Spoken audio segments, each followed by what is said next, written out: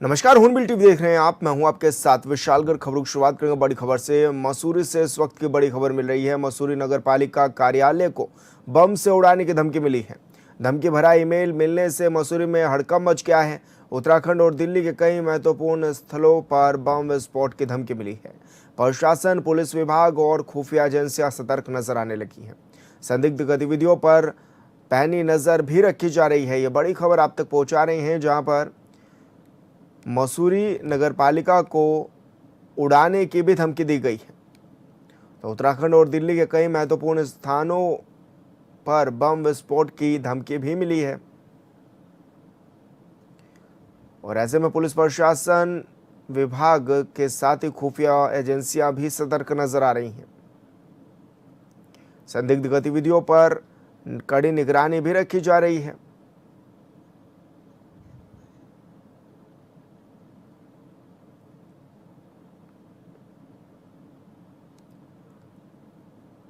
और संवाददाता शुभम गैरोला हमारे साथ फोन लाइन पर जुड़ गए हैं। शुभम, क्या कुछ जानकारी मिल रही है, कहां से ये मेल आया और ऐसे में किस तरह की जो पुलिस की व्यवस्थाएं हैं या फिर कार्रवाई है वो भी देखने को मिल रही है?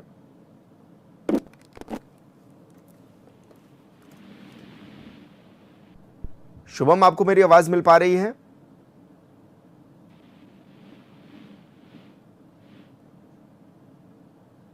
लगता है संपर्क नहीं हो पा रहा है। दोबारा जुड़ने की कोशिश करेंगे शुभम से। तो आपको बता दें कि पुलिस प्रशासन और खुफिया एजेंसी तत्पर हैं। संदिग्ध गतिविधियों पर पैनी नजर भी रखी जा रही है। यह बड़ी खबर आप तक पहुंचा रहे हैं। मसूरी नगर पालिका परिषद को बम से उड़ाने की धमकी दी गई है। तो धमकी भरा ईमेल मिलने से मसूरी में हड़कंप मच गया है। उत्तराखंड और दिल्ली के कई महत्वपूर्ण स्थानों को बम से उड़ाने की भी धमकी दी गई है। हालांकि पुलिस प्रशासन एक्टिव मोड में नजर आ रहा है। तो संदिग्ध गतिविधियों पर पैनी नजर भी रखी जा रही है। मसूरी पर्यटक क्षेत्र है, जहां पर बड़ी संख्या में पर्यटक पहुंचते भी हैं और ऐसे में सुरक्षा व्यवस्था को लेकर तमाम इंतजाम किए गए हैं। और संवाददाता शुभम गैरोला हमारे साथ फोन लाइन पर जुड़ गए हैं। शुभम, क्या कुछ जानकारी मिल रही है, कहां से ये मेल आया और पुलिस ने क्या कुछ कार्रवाई की अभी तक इस पर? जी, मैं आपको बिल्कुल बता दूं कि मसूरी नगर पालिका को एक धमकी भरा ईमेल आया जिसपे मसूरी को बम छुड़ाने की धमकी दी गई। कहीं ना कहीं पूरा मसूरी प्रशासन व शासन इसमें जुट गया है। कहीं ना कहीं भी तथ्य को पाया जा रहा है कि ये मेल कहाँ से आया। और पुलिस और जो अपनी सीक्रेट एजेंसियां हैं वो सारी की सारी एक्टिव है और जल्दी इस पे जो है पुलिस एक बयान देगी कि ये मेल कहाँ से आया, किस प्रकार से आया।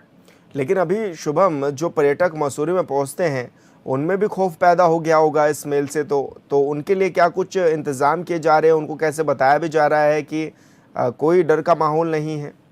जी बिल्कुल, अभी जो है मसूरी पुलिस द्वारा जो है साफ कर दिया गया है कि मसूरी और मसूरी के आसपास के क्षेत्रों में ऐसी किसी भी समस्या की बातें कहीं ना कहीं कोई जो तत्व होता है, शरारती तत्व होते हैं, उनके द्वारा जो है मेल किया गया और इसकी जांच में पुलिस जो है जुट गई है। अगर ऐसी कोई भी शंका पाई जाती है तो मसूरी को पूर्ण रूप से सुरक्षित किया जाएगा। साथ ही साथ मसूरी में जो LIG हो, चाहे वो सीक्रेट एजेंसीज हो, वो एक्टिवेट हो चुकी है। जी जी बिल्कुल शुभम, बहुत शुक्रिया आपका तमाम जानकारी साझा करने के लिए।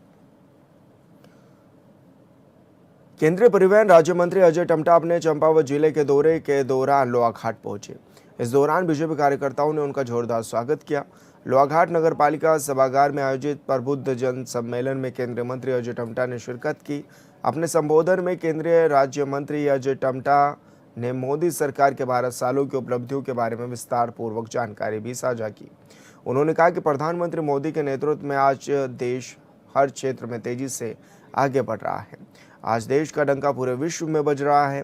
कांग्रेस पर निशाना साधते हुए केंद्रीय मंत्री टमटा ने कहा है कि जहां कांग्रेस शासन में कश्मीर में आतंकवाद, देश में भ्रष्टाचार, योजनाओं में बड़े बड़े घोटाले हुआ करते थे, तो वहीं मोदी सरकार बनने के बाद इन सब में कड़ाई से लगाम भी लगाई गई है।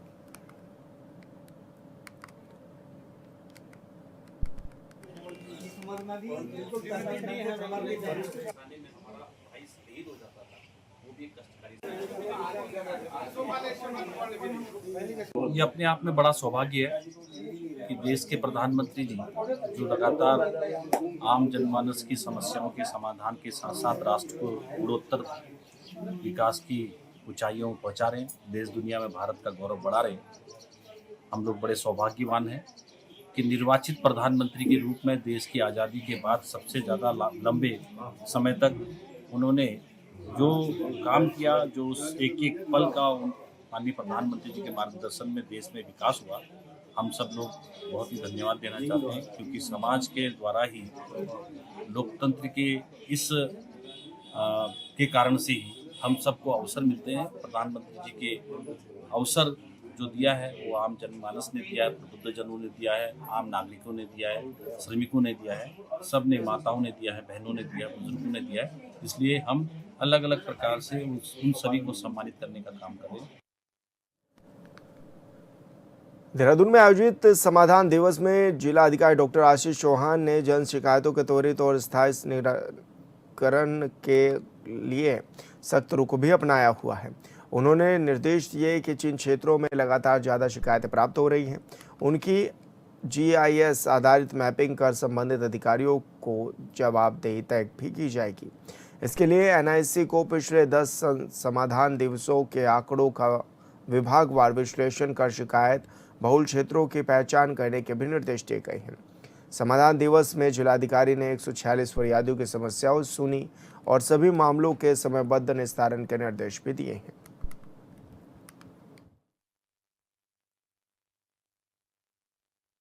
आज लगभग 145 रजिस्टर्ड शिकायतें आई हैं और वेरियस टाइप्स की शिकायतें थी, जिसमें लोगों के प्रॉपर्टी डिस्प्यूट भी थे, बाउंड्री डिस्प्यूट थे या इससे रिलेटेड, इसके अलावा भी कई अन्य किस्म की शिकायतें, और उनमें से कई सारी शिकायतों का वहीं पे निस्तारण करने का भी हम लोगों ने उसे इंश्योर किया था कि कुछ शिकायतें मौके पे ही निस्तारित हो गई और बाकी शिकायतों के शीघ्र निस्तारण के लिए संबंधित अधिकारियों को निर्देशित किया गया।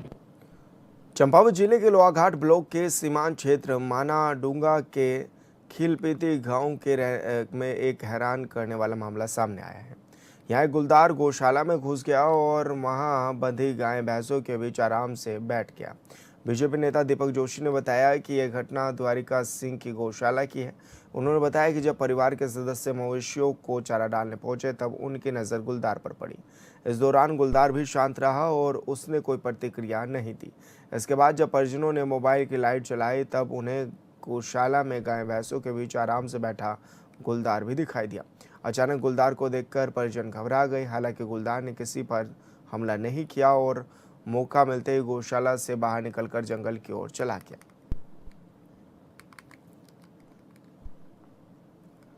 द्वाराहाट विकासखंड में सोमवार को मोदी सरकार के 12 साल पूरे होने पर आयोजित कार्यक्रम में बीजेपी जिलाध्यक्ष के मंच पर बैठने को लेकर विवाद हो गया।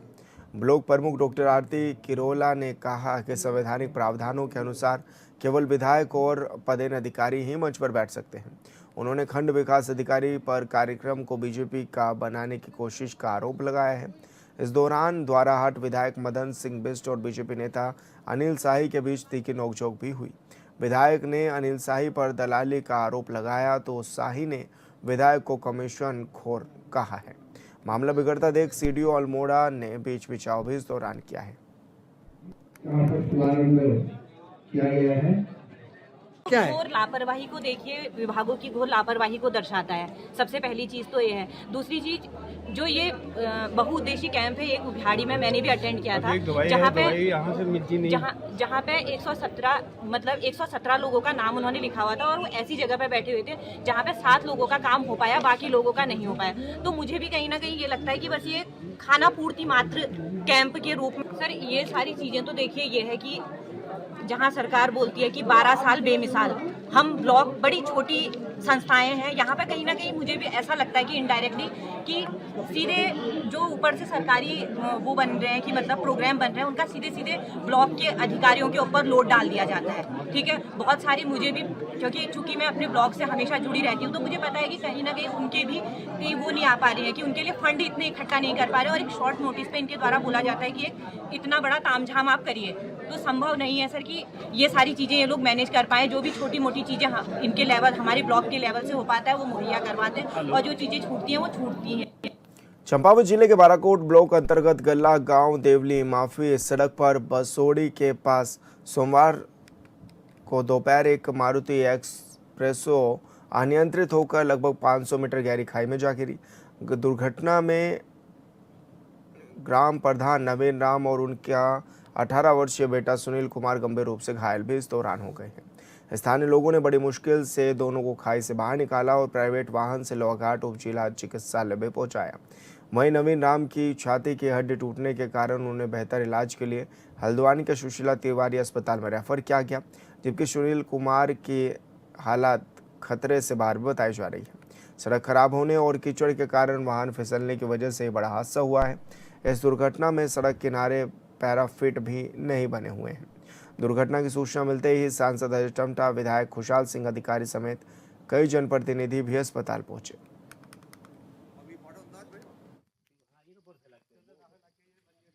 ये बहुत दुखद घटना है और हम तो ईश्वर से यही कामना करते हैं जल्दी मैं स्वस्थ हूँ, ठीक हूँ।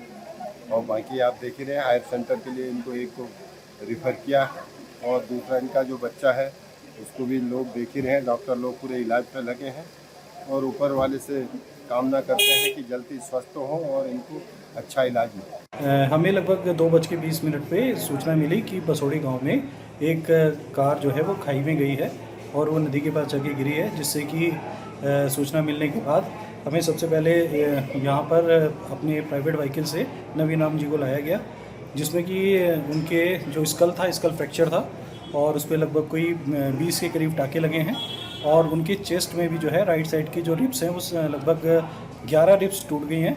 लेकिन अभी फ़िलहाल दोनों के उनके जो लंग्स हैं वो बिल्कुल ठीक हैं, मतलब इसे इम्पोर्टेंट आईसीटी की ज़रूरत नहीं है उनको। देवभूमि उत्तराखंड में आगामी विधानसभा चुनाव से पहले हर एक मुद्दे पर आरोपों की राजनीति जारी है और इसमें ना तो बीजेपी किसी से कम है और ना ही विपक्ष। सोमवार को एक बार फिर से देहरादून में कांग्रेस प्रदेश अध्यक्ष के नेतृत्व में कार्यकर्ताओं ने सरकार की नीतियों पर विरोध किया। कांग्रेस कार्यकर्ताओं ने सचिवालय का घेराव किया और बीजेपी सरकार पर भूमाफियाओं को संरक्षण देने का आरोप लगाया, जिस पर सत्ताधारी पार्टी के नेताओं ने जोरदार पलटवार भी किया है।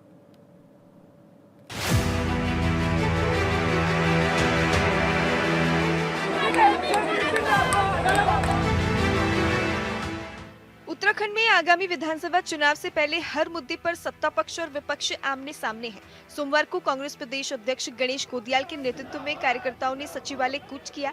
कांग्रेस ने सरकार पर भू माफियाओं को संरक्षण देने, भूमि मुक्त न कराने और जन विरोधी नीतियों का आरोप लगाया।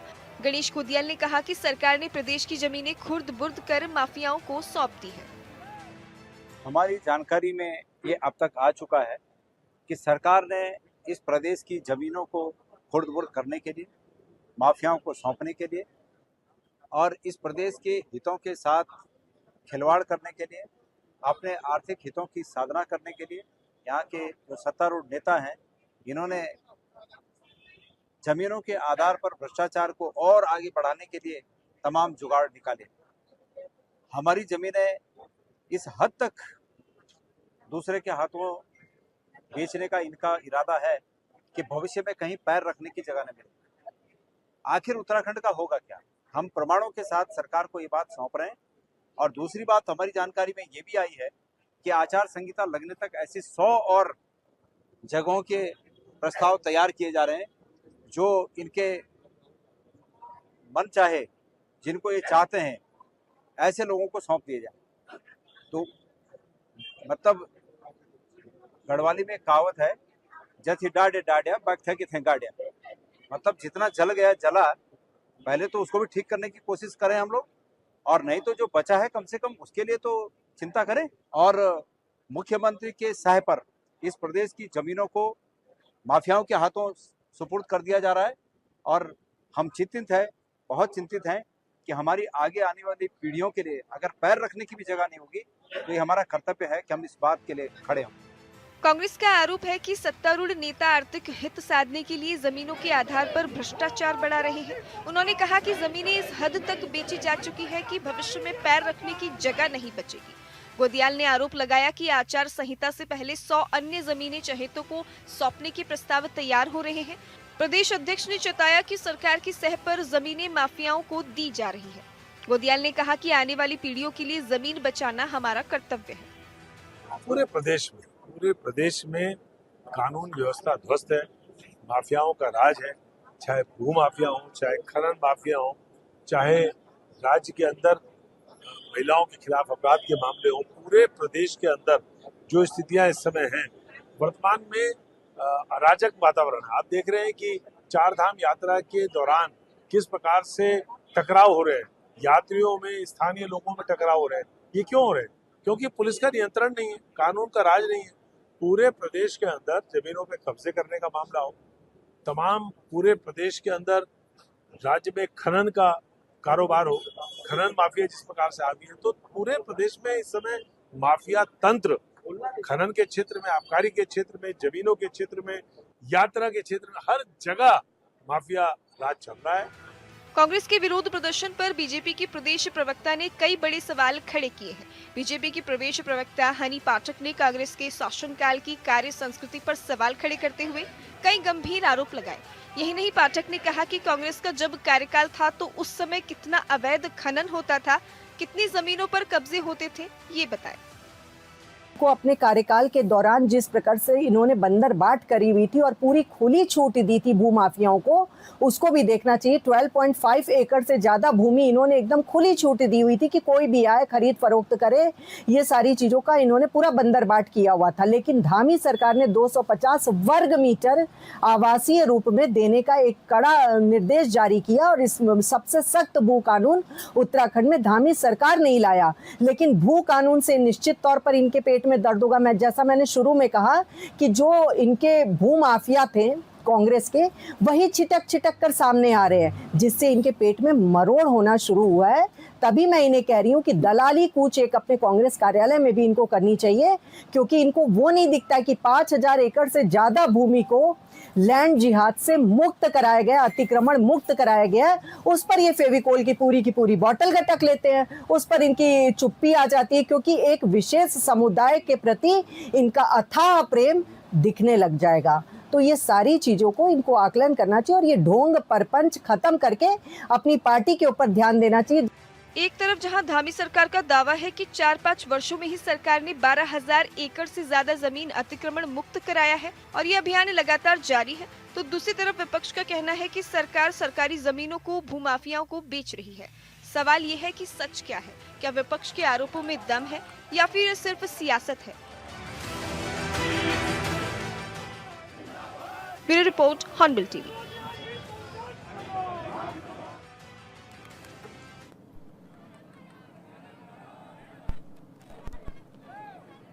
मध्य पूर्व में जारी तनाव और युद्ध जैसे हालातों के बीच वैश्विक स्तर पर अनिश्चितता का माहौल बना हुआ है। इसी मुद्दे पर प्रतिक्रिया देते हुए राज्यसभा सांसद नरेश बंसल ने कहा है कि आज दुनिया का कोई भी देश पूरी तरह से आत्मनिर्भर नहीं है और सभी देश एक दूसरे पर किसी न किसी रूप में निर्भर हैं। उन्होंने कहा कि युद्ध और संघर्ष की स्थिति में सप्लाई चेन प्रभावित होती है, जिससे आम जनता पर भी इसका असर देखने को मिलता है। सांसद ने कहा है कि प्रधानमंत्री की ओर से भी अंतर्राष्ट्रीय मंचों पर शांति स्थापना और समुद्री मार्गों में निर्बाध आवाजाही की वकालत की गई है।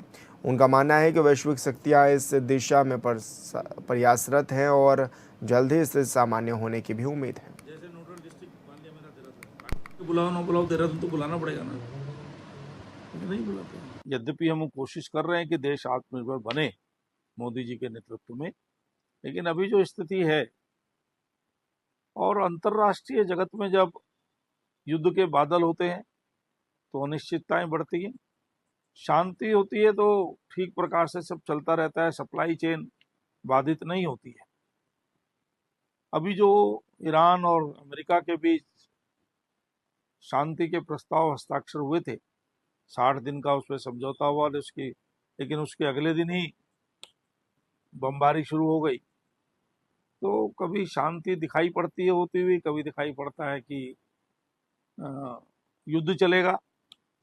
तो अनिश्चितता का दौर है और ऐसे दौर में हर देश की आवश्यकताएं प्रभावित होती हैं उनके लिए प्रबंधन करना होता है और वहाँ की जनता सफ़र करती है सभी देशों में।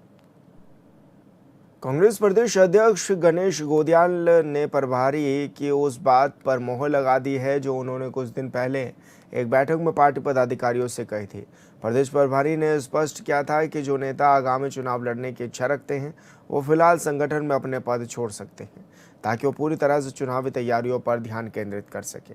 बीजेपी ने इस बयान को पार्टी के अंदर बगावत की स्थिति करार दिया था। हालांकि कांग्रेस प्रदेश अध्यक्ष ने एक बार फिर स्पष्ट किया है कि प्रदेश प्रभारी की सलाह पूरी तरह संगठन के हित में थी। गणेश गोदियाल ने कहा है कि अगर कोई व्यक्ति संगठन में अहम पद पर रहते हुए खुद चुनाव लड़ने की तैयारी करता है तो वो ना तो अपनी चुनावी रणनीतियों पर पूरा ध्यान देगा और ना ही अन्य प्रत्याशियों के चुनाव अभियान में पूरी क्षमता के साथ सहयोग कर सकता है। ऐसे में अगर किसी पदाधिकारी के चुनाव लड़ने की मंशा है तो उनके संगठनात्मक दायित्व किसी अन्य व्यक्ति को या नेता को सौंपे जा सकते हैं।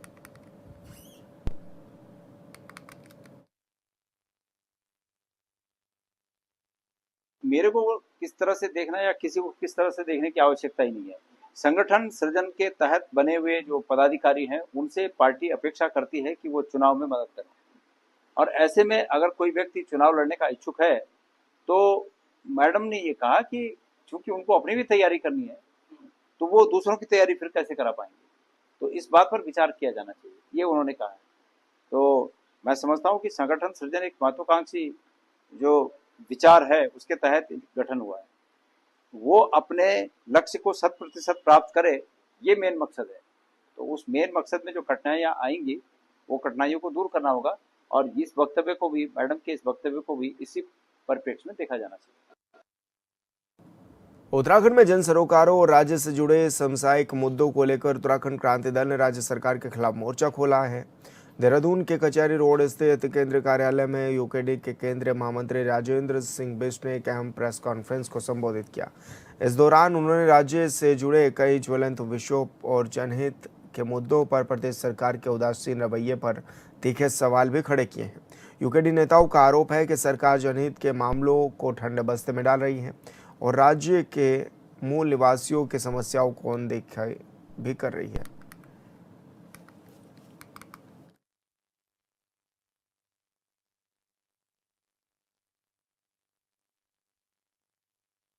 निश्चित तौर पर जो आज हमारा प्रदेश कहीं ना कहीं असंतुलन की स्थिति में है और जिस प्रकार की घटनाएं लगातार हो रही है, हमारे प्रदेश के जो मुख्यमंत्री हैं वो कहीं ना कहीं अल्मोड़ा या अन्य जगहों में जो मुख्य जिहाद की वो बातें करते हैं उसमें बिजी हैं, लेकिन दूसरी तरफ हमारा प्रदेश जो सुलग रहा है, यहाँ के युवा भी कहीं ना कहीं धैर्य साधे हुए हैं और जो घटनाएं हो रही है, जिस प्रकार से निहंगों ने गुरुद्वारा को वहाँ पर कब्जा किया और कणप्या की जो घटना हुई और अन्य प्रदेशों से जो सिख बंधु हैं वो भी कहीं ना कहीं उत्तराखंड के लोगों के लिए अनाप शनाप जो कह रहे हैं, तो हमारा कहना है कि इस प्रकार से आप देवभूमि को इतने हल्के में ना आके हमारी मातृशक्ति, चाहे तिरु रौतेली की बात करें, कर्णावती की बात करें या अन्य लोगों ने, हमारे माधो सिंह भंडारी ने यहाँ पर पहाड़ों में हर समय माकूल जवाब, जो जितने भी दुश्मनों ने यहाँ पर कब्जा करने की कोशिश की उनको जवाब दिया। लेकिन आज इन सबसे, क्योंकि लोकतांत्रिक व्यवस्था है, लोकतांत्रिक व्यवस्था से हमें चलना होगा, तो इसके लिए पुलिस प्रशासन है, इसके लिए कोर्ट कचहरी है, लेकिन अगर हम खुद ही में जज बन जाएं, खुद ही कानून के रखवाले बन जाएं, तो मुझे लगता है कि एक लोकतांत्रिक देश में ये कहीं ना कहीं नफरत फैलाने का काम और उन्माद फैलाने का कार्य हम करेंगे।